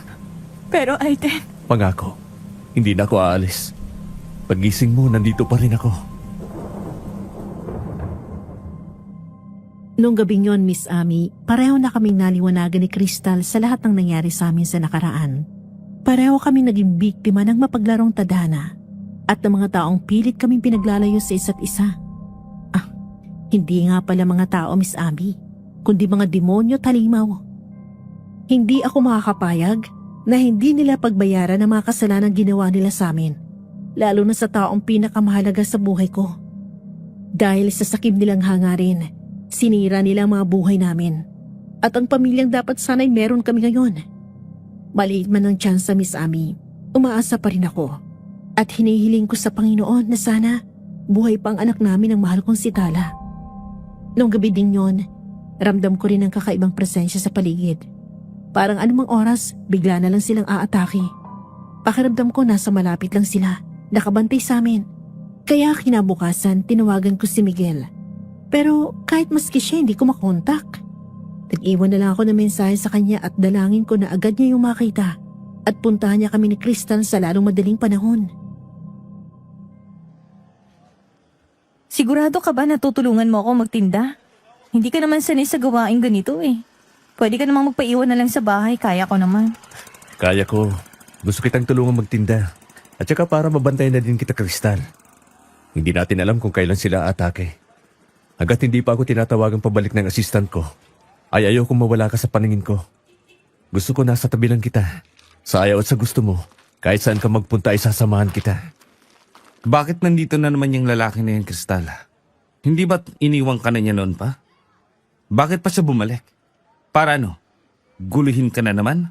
Tayo? Christoph, Sino ka ba, ha? Ano bang alam mo? please. Ayoko ng gulo. Tumigil kayong dalawa. Paano na kami ni Christine at Tala? Umaasa yung bata na magiging totoo kanyang mama. Matagal na tayo magkaibigan. Sa loob ng 7 taon na kasama mo kami, wala ka man lang bang ibang naramdaman na kahit ano? Matagal na ako naliligaw sa iyo. Tapos sa isang iglap lang, dahil bumalik ang lalaking yan, kakalimutan mo na ako? Kami ng anak ko? Sino nagbigay sa'yo ng karapatang tawagin mo siya ng Tala, ha? At huwag mong gamitin ang anak mo sa pansarili mong hangarin. At kahit matagal kami nagkahiwalay ni Tala, ay mahal pa din namin ang isa't isa. Yan ang tandaan mo. Aiden, tama na. Christoph, umalis ka na. At saka hindi naman ako pumayag na magpaligaw sa'yo, hindi ba? Nag-usap na tayo na hanggang pagkakaibigan lang ang kaya kong ibigay sa'yo. Isa pa, hindi ko pinaasa yung bata. Pumayag lang ako na tawagin niya ako mama dahil nag-iiyak siya nung nadapa siya at nasugatan. Pero hindi ako nangako na magiging tunay akong mama ni Christine. Kaya wala akong pinapaasa dito, Christoph. Magsisisi ka na hindi ako ang pinili mo, Kristal. Dahil hindi mo na makikita ng tuluyan ang anak mo! Gago. Umalis ka na. Huwag mo na kaming guluhin ni Tala. Hindi pa tayo tapos. Pag-isipan mong mabuti ang sinabi ko, Kristal. Aiden, bakit bigla akong kinaban sa sinabi niya? Na hindi ko na makikita pa kahit kailan ang anak ko. Anong ibig niyang sabihin doon? Ginagawa lang niyang panakot ang anak niya sa'yo, Tala. Aiden, ibang kabak ko eh. Parang may mali. Parang hindi lang tungkol sa anak niya ang sinasabi niya. Parang meron siyang ibang gustong ipahiwatig. Gaano mo na ba katagal kakilala ang lalaking yun? 7 years ago, bago lang silang lipat nun dito. Naging kaibigan ko siya dahil naging malapit ako sa anak niya. Naaalala ko sa anak nating dalawa. Nangulila ako sa anak natin. Kaya madalas akong pumunta nun sa kanila para makita ang anak niya. Kahit papaano, naiibsan ang kalungkutan ko sa tuwing nakikita ko si Christine. Kung narito sana ang anak natin, siguro ay magkaidara lang sila. Nasabi niya ba sa'yo kung nasaan ang ina ng bata? Hindi ko na natanong. Pero sa loob ng 7 taon na yun, Aiden, sa tuwing kasama ko si Christine, pakiramdam ko, totoong anak ko siya. Hindi ko alam kung dahil lang ba sa pangungulila ko yon o dahil parang nakikita ko ang mga mata mo sa batang yon. Ano ibig mong sabihin? Nung gabing yon, hindi ko gaano nakita ang mga mata niya. Pero nakaramdam ako ng sakit sa puso ko nung makita ko ang bata. Hindi ko alam kung dahil lang yun sa hindi ko matanggap na may pamilya ka na. Inakala ko kasi na asawa mo ang lalaking yon at anak niyo yung kasama niyo. Aiden, paano kung... Si Miguel, mahal, kailangan kong sagutin to. Sandali lang ha. Okay, sige. Mag-usap muna kayo. Sir, natanggap ko ng mensahe mo. Pasensya na kung ngayon lang ako nakatawag. Hirap kasi akong takasan si Mang Rigor. Laging nakabantay sa kilos ko at tanong ng tanong kung tumawag ka na ba sa akin. Si Mang Rigor? Anong ibig mong sabihin? Sir, medyo putol-putol lang linya natin. Pauwi na ako sa bahay ng lola ko ngayon. Malapit lang yun sa probinsya ni Ma'am Cristal. Uwi ako doon para kunin ang lahat ng ebidensyang pinatago nyo, kasama ng isa pang ebidensyang nakalap ko na magpapatunay na si Mang Rigor ay kasabwat ni Don Roman at ng anak niyang si Minerva. Anong sabi mo? Kasabwat nila si Mang Rigor? Opo, sir. Nahuli ko siyang kausap niya si Don Roman. Simula noon, minanmanan ko siya. At nalaman kong siya ang may dala ng package at pumasok sa kwarto niyo nang walang pahintulot. May nakilala akong magaling mag-retrieve ng videos. Nagawa niya ng paraan ang buradong kuha ng CCTV footage sa mansyon. Kitang-kita na si Mang Rigor ang gumawa noon. At si Mang Rigor din ang inutusan nilang bumangga ng isang buntis na babae. Pina-edit lang po nila na gawing mukha ni Ma'am Cristal yung babae. Sir Aiden, nasa akin na rin ho yung files ng babaeng pinatay nila. At yung anak niyang napagkamalanan yung anak niyo ni Ma'am Cristal ay ipapaklaim ko na po sa totoong pamilya ng biktima. Mga hayop sila, Miguel. Paano mo pala natakasan si Mang Rigor? Nagpasama sa kanya si Nanay Helen na bumili ng stock sa mansyon niyo. Doon ako nakahanap ng tiyempo. Malapit ako sa bahay ng lola ko, sir. Baka hindi na tayo magkaintindihan. Pagkatapos ko dito, ay pupuntahan ko kayo kaagad dyan. Dahil nagsumbong na rin si Mang Rigor sa kanila kung nasaan kayo. Hindi ko lubos maisip na pagtataksilan ako ni Mang Rigor. Miguel, mag-iingat ka dyan. Ipangako mong ligtas kang makakarating dito. At bago maputol ang linya ay may kailangan akong sabihin sa'yo. Opo, sir. Huwag kayong mag-alala. Ano palang sasabihin nyo? Mga aswang ang kalaban nating Miguel. Yung baboy ramong humarang sa atin ay si Don Roman yon. At yung umatake kay Cristal nung ipinanganak niya ang anak namin ay si Minerva. Nasaan yung aswang si Minerva noon? At naalala ko na tinuruan ka ng lola mo tungkol sa mga aswang kung paano sila itaboy. Miguel, tulungan mo kami. Shit. Hindi lang pala ordinaryong tao ang mga sasagupahin natin, sir. Sige po, ako nang bahala. Hintayin niyo po ako dyan. Mag-iingat kayo ni Ma'am Cristal. Pagkatapos naming mag-usap ni Miguel sa telepono, niyaya ko nang umuwi si Crystal. Napaubos na rin niyang mga paninda niyo noon, Miss Amy, habang abala ako sa akin telepono. Sinabihan ko siya na huli na yon at hindi ko na siya papayagang magtinda pa ulit at pumayag naman siya. Pagkarating namin sa bahay, agad ko siyang inutusan na mag-ayos na ng gamit dahil aalis na kami sa lugar na yon. Dahil hindi na kami ligtas pang manatili, alam na ng kalaban kung nasan kami. Kinagabihan, nakarating din si Miguel. Agad kami naghanda para sa balak naming pag-alis. Nasabi na rin ni Miguel na nasa mga pinagkakatiwalaan na naming alagad ng batas ang mga ebidensyang nakalap namin. At paniguradong kumilos na rin ang mga ito para dakpin ang mga may sala. Pero dahil hindi ordinaryong tao ang pinakapinuno, kailangan na namin magmadali bago pa nila kami maunahan. Pero nung paalis na kami at lula na ng sasakyan, biglang pinahinto ni Crystal ang sasakyan. Humiling siya na puntahan namin ang batang si Christine, kahit sa huling beses na lang. Pero pagkarating namin sa bahay na inuupahan nila, wala na kami nadatang tao, Miss Amy. Pati gamit ng mag-ama wala na rin. Pero hindi yon ang nagpagimbal sa amin, kundi ang sulat na nakapatong sa isang lumang damit pambata. Kupas na, at may burda pa ng pangalan naming dalawa ni Crystal. At sa loob ng sulat, nakalagay ang mga katagang, hindi nyo na makikita pa kahit kailan ang anak nyo.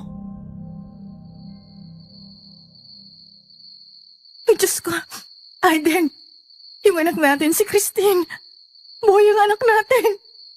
Kailangan natin siyang makita. Ang anak ko kay tagal kong nangulila sa kanya. Abot kamay lang pala kita. Kung alam ko lang. Aiden, hanapin natin ang anak natin. Hanapin natin siya. Tahan na. Hahanapin natin ang anak natin. At sisiguraduhin kong magbabayad ang lalaking yun sa ginawa niya. Huwag lang siyang magkamaling saktan ng anak natin. Dahil mapapatay ko ang lalaking yun, Tana. Tara na, Miguel. Baka hindi pa sila nakakalayo dito. Bilisan mo, Miguel. Baka maabutan pa natin ang walang kumuha at ng tago sa anak namin. Opo, Sir Aiden. Asya nga pala, sir. Dala ko na din po ang mga pinadalang protection sa akin ng lola ko laban sa mga aswang. Dating albularyo po kasi ang lola ko. Kaya may alam siya sa mga nilalang niyon. Nasa bag na dala ko po. Kunin niyo po yung 2 anting-anting dyan at isuot. May halong dasal po yan. Hindi po kayo basta-basta masasaktan ng mga nilalang na yun, sir. Salamat, Miguel. Hindi mo kami iniwan sa labang to. Matapos lang ang lahat ng to, makakabawi din ako sa'yo. Naku, sir, kahit wag na po. Masaya na po ako naging amo ko po kayo. At tinuring niyo po akong parang tunay na kapamilya. Sa nakalipas sa taon, sobra-sobra nga po ang naitulong niyo sa akin. Kaya ako naman po ang babawi sa inyo. Maraming salamat, Miguel. At hindi mo iniwan si Aiden noong mga panahong hindi kami magkasama. At pareho kaming lumalaban sa hamon ng buhay na binigay sa amin. Salamat at may naging kakampi siya noon sa katauhan mo. Napakabuti po ni Sir Aiden, Ma'am Crystal. Kaya masaya ako na makita ko ulit na magkasama kayo. At alam ko na makakasama niyo din ulit ang anak ninyo. Magtiwala lang tayo sa Panginoon. Alam kong hindi niya tayo pababayaan. Hindi na ako makapaghintay na mabuo kami, Miguel. Ilang taon ang pinagkait nila sa amin. Opo, sir. Hanggang sa dulo niyo makakasama niyo po ako. Hanggat hindi niyo po ako tinatanggal sa trabaho. Promoted ka na habang buhay, Miguel. Nako, hindi ko yan tatanggihan. Asya nga pala, sir. Bukod dyan sa anting-anting na suot niyo panlaban din po yan. May patalim po dyan na kulay pilak. Ang sabi ng lola ko, takot daw po ang mga aswang dyan. Isa yan sa kahinaan nila. Lalo na kung sa dibdib nila tatama ang patalim na yan. O kaya sa ibang parte ng katawan nila na pinaniniwalaang doon nang galing ang kapangyarihan nila. Pwede niyo pong gamitin yan. Sir Aiden, maganda na maging handa tayo. At para naman po sa inyo, Mang Crystal, may buntot pagi po dyan na nakapulupot sa isang baston. Kapag hinampas niyo po sa aswang, manghihina po sila. Samahan niyo na din po ng dasal. Dahil yun talaga ang pinakamabisang panlaban sa mga kampo ng kadiliman. Sinunod namin ang lahat ng bili ni Miguel, Miss Amy. Mga itinuro sa kanya ng kanyang lola na dating albularyo. Kinuha namin ang mga armas na gagamitin namin kung sakaling atakayin nila kami. Lalo na't lumalalim ng gabi. At naroon na kami sa bahagi ng daan kung saan kami unang inatake ng baboy ramo noon. Ilang sandali pa habang lulan kami ng sasakyan, nakarinig kami ng malakas na pagaspas. Tila pakpak ng isang napakalaking ibon sa itaas namin. Kasabay ng pagkalampag sa bubong ng sasakyan, lumakas ang ihip ng hangin, Miss Amy. At kasabay noon ay ang mabilis na pagtakbo. Tila may humahabol sa amin. Pagtingin ko sa side mirror, napamulagat ako. Isang dambuhalang itim na baboy ramo ang humahabol sa sasakyan namin, Miss Amy. Yun din ang baboy ramong humarang sa amin noon. Nakita ko sa balat nito ang mga lapnos at peklat na nakuha nito nung hagisan ito ni Miguel ng asin bawang na may kasamang apoy.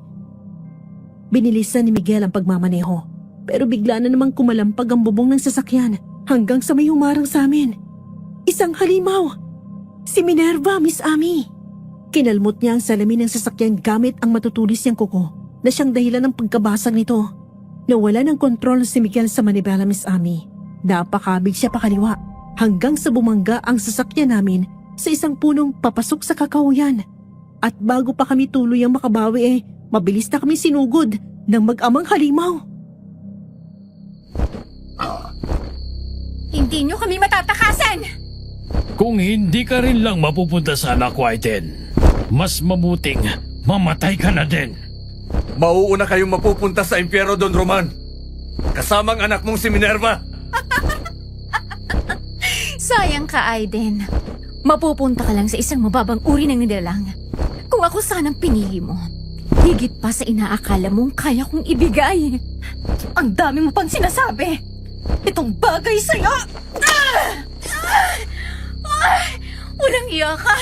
Ano yung hinampas mo sa akin? Akala mo ba matatalo mo ako? Anong nangyayari? Bakit hindi ka tinatabla ng mga atake ko? Hindi mo mapapatay, Aiden. Dito na matatapos ang kasamaan mo, Don Roman. Hindi! Hindi mo ko matatalo, Aiden! Hindi ako makapapayag na hanggang dito na lang! Panginoon naming makapangyarihan sa lahat, balutin mo po kami ng iyong liwanag at proteksyon. Huwag niyo pong hayaang maghari ang kasamaan. Ito ang nararapat sa inyo, mga kampo ng kadiliman. Gamit ang banal na tubig, linisin mo po, Panginoon, ang presensya ng mga masasamang nilalang na ito.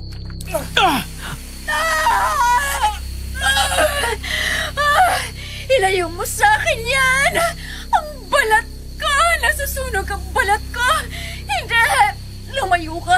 Itigil mo yan! Para yan sa ginawa niyo sa amin! Babalikan ko kayo! Ang dami mo pang sinasabi! Ayan! Lakitin mo yung asin at dinurog na bawang! Mamatay ka ng hayop ka!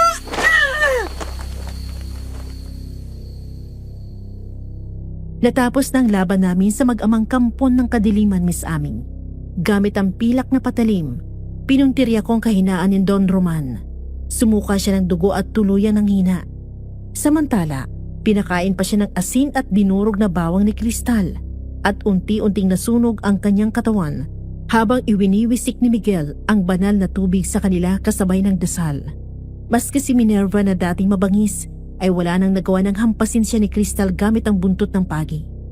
Ang bawat hagupit noon ay mas lalong nagpapahina sa kanya, lalo na't nawisikan din siya ng banal na tubig. Ilang sandali pa, bumalik sa dati ang kanilang anyong tao bago tuluyang nasunog at naging abo ang kanilang katawan. Tahimik na muli ang paligid, Miss Aming. Ramdam namin ang tagumpay. Kahit pagod at sugatan, alam naming nagwagi kami laban sa kadiliman.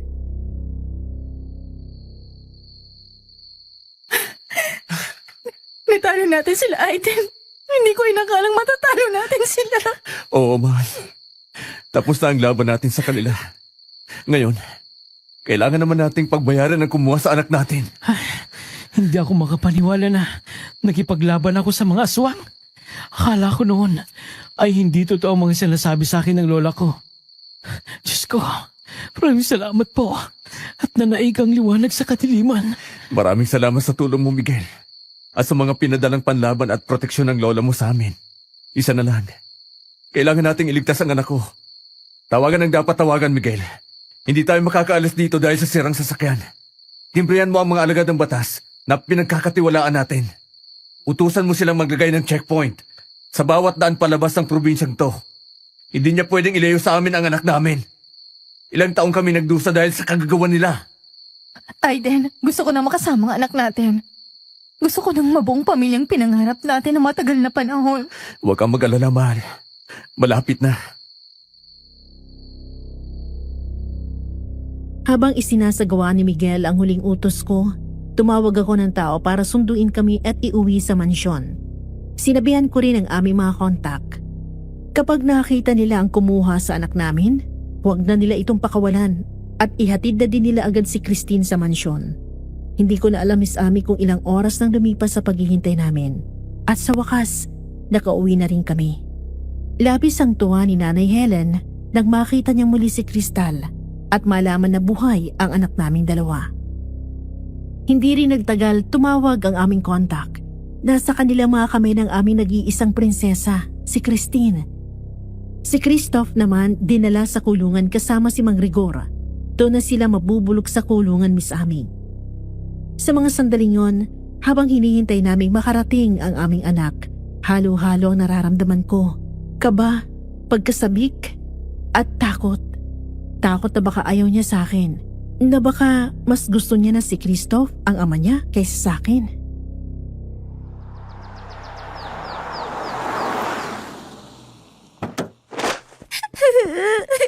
Mama ko! Anak ko! Christine! Mama, ganda ko! Akala ko po hindi ko na po kayo makikita. Bad boy si Christoph! Mama, ang sabi niya hindi ko po siya totoong papa. Sinaktan niya po ako, Mama. Pinalo niya po ako. Pero lumaban ako. Kinagat ko po siya kasi bad siya eh. Sabi pa niya hindi ko na daw makikita ang totoong papa. Hindi totoong sinabi niya, anak. Nandito ang totoong papa mo. Matagal ka na niyang hinihintay, anak. Matagal ka na namin hinihintay. Anak, ako ang daddy mo. Patawarin mo kami ng mama mo kung ngayon lang kami, ha? Pangako ko sa'yo, hindi na tayo magkakaiwalay pa. Mahal na mahal ka namin ng mama Crystal mo. Ikaw ang daddy ko? Love mo po ba talaga ako? Yes, anak. Love na love ka ni daddy. Mahal ko din po kayo. Kayong dalawa ni Mama ganda ko. Salamat sa pagdating mo sa buhay ko, Crystal. Mahal na mahal kita, tala ko. Mahal na mahal din kita, Aiden. Salamat sa pagtanggap at pagmamahal mo sa akin. Salamat dahil ako pa rin ang pinili mong mahalin hanggang sa dulo. Pinilit ko nang kalimutan, pero ikaw pa rin pala. Bakit Noong mga panahong lugmok si Sir Aiden, dumating sa buhay niya si Ma'am Crystal. Ito ang naging tala sa madilim niyang mundo na nagbigay ng liwanag at pag-asa sa kanya. Kahit na nawalay siya sa kanyang tala, hindi kailanman nawala ng pag-asa si Sir Aiden. Pinagtagpo at pinagtagpo sila ng tadhana. Kahit ilang beses silang pinaglayo ng panahon, sila pa rin hanggang dulo. Magkaiba man ang mundong ginagalawan nila noon, hindi ito naging hadlang. Sabihin man ng iba na isang bilyonaryo ang aking amo at isang simpleng tindera ang pinakamamahal niyang babae, ay handang iwanan ni Sir Aiden ang lahat, ang karangyaan pati ang mansyon, para lamang makasama ang tala ng buhay niya. Totoo nga ang sabi nila, Miss Ami, love is sweeter the second time around. Dahil sa hinaba-haba ng panahon nagkahiwalay sila, ay babalik at babalik pa rin sila sa tahanan ng isa't isa. Hanggang dito na lang po, Miss Ami, ang aking kwento tungkol sa aking bilyonaryong CEO na amo. Salamat po sa pakikinig. Kung tatanungin niyo kung kumusta na sila ngayon, mabuti po silang lahat. Namuhay sila ng payapa at punong-puno ng pagmamahal. Dalaga na rin po ang anak nilang si Christine at meron na rin itong bunsong kapatid. Ako naman ay tuluyan na nag-retire sa aking trabaho, Miss Ami. Dala na rin ng may edad na at pagod sa mga nagdaang taon. Pero hanggang ngayon, hindi pa rin nila ako kinalimutan at pinabayaan. At kung sakali mapakinggan nila to, walang hanggang pasasalamat sa kanila. Dahil minsan ako naging bahagi ng pamilya nila at ng kakaibang kwento ng kanilang buhay. hindi ko na Grabe naman ang kwentong ibinahagi sa atin ngayon ng ating sender na si Miguel. Ang daming twist. At ipinakita rin sa atin dito na may mga pag-ibig talaga na kahit paghiwalayin man ng mahabang panahon, sila pa rin hanggang dulo. Sana lahat ganito, no? Sana lahat tayo makahanap ng totoong pag-ibig, gaya ng kina Aiden at Crystal. Kung meron kayong gustong ibahagi, mga opinyon o reaksyon sa kwento, i-comment lang sa ibaba at babasahin ko. At kung marinig nyo ito sa ibang channel, huwag kalimutang i-report dahil lumalaganap na naman po ang mga magnanakaw sa aming mga videos. Huwag rin kalimutan na i-like, i-share at i-subscribe ang Miss Ami Aswang Love Stories at ang iba pa naming channels gaya ng Kwentong Takip Silim, Aswang Diaries, Aswang Radio, Aswang Confessions, Sitio Pangil, Sitio Bangungot at ang Miss and Mr. Tagalog Love Story. Para sa mas marami pang kwento ng pag-ibig, misteryo at kababalaghan. Siya nga pala, abangan nyo rin po ang bago naming channel na Miss Rose. Ito po muli si Miss Ami ng Miss Ami Aswang Love Stories. Maraming salamat. Sugal ko na tong pag-ibig na to kasi sa'yo buhay ang puso ko at ngayon alam ko ikaw pa rin ang tahanan ko.